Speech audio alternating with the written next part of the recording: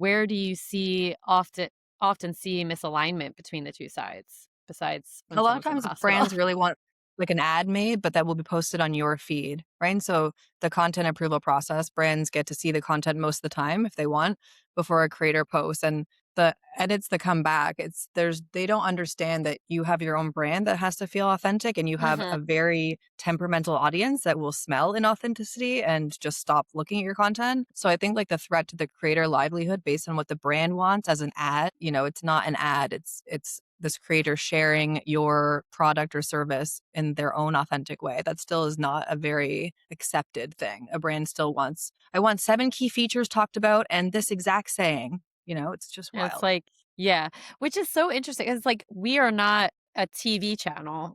Yeah. We're building, people we are, but it's like people you wouldn't have someone who watches Friends all the time be in the same place as someone who watches like Game of Thrones. Like Mm, it's very mhm, different mhm, clientele that are watching it. Maybe the same, but mhm. I do think that. So what's a collaboration red flag that creators should never ignore, even if the brand name is Tim? Yeah, I think that same point, if a brand sends you like, "Hey, this is the brief, this is what we're expecting," and it's really, really detailed, like, often we recommend I actually heard this from one of my, aspirational companies who called Four. They're in New York, and the guy is just, really, really smart about influencer marketing, and he described the brief that creators get as, like, bumper alleys, so they're called.